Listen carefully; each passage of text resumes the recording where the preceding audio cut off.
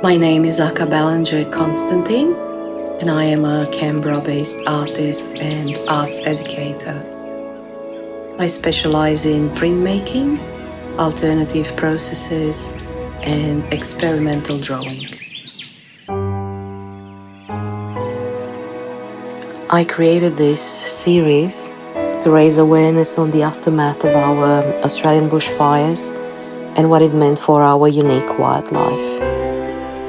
The Lost Ark is an opportunity of learning together. It's meant to be a collective look at where we are today as a community. On my day job, I teach art classes for primary school-aged children, but being at CIT for the past 2 years placed me in this unique position where I am being the learner and the teacher in one single day.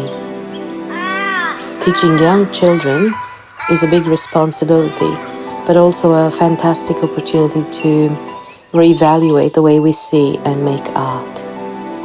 I feel that art is our greatest asset in educating the next generations, especially now when we witness budget cuts in the art sector and significant financial loss due to COVID-19.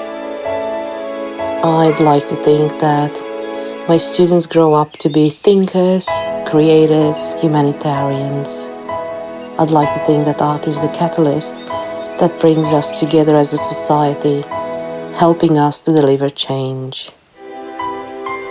Being an educator and an arts practitioner at the same time makes me consider a different approach. As a photojournalist, I am used to exact likeness and precise detail.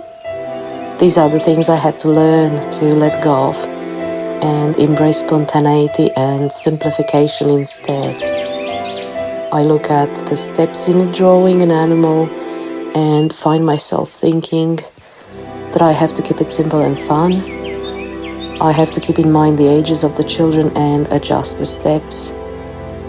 It's a newfound freedom, and I fully embrace its playfulness and informal approach in my own art-making process.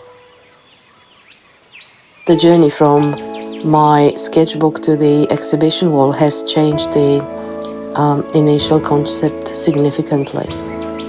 Having very limited direct experience with the Australian landscape was my biggest challenge.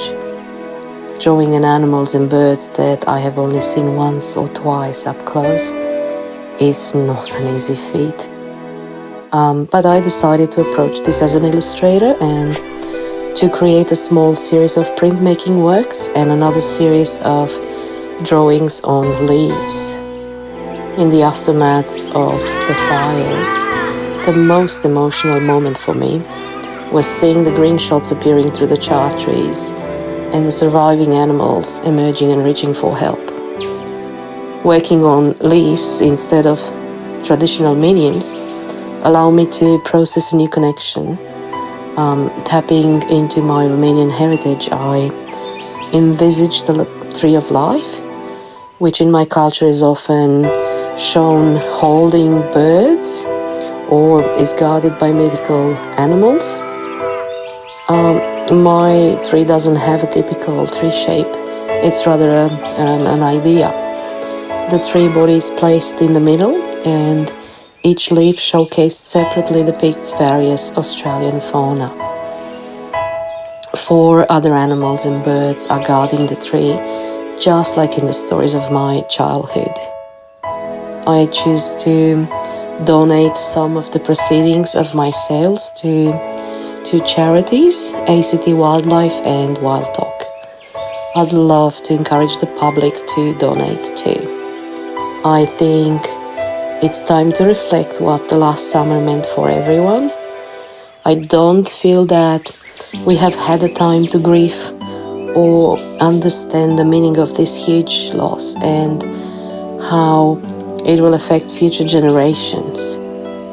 It's a sobering thought, and I hope it will spring us all into action as a collective, looking at ways to contribute to the future.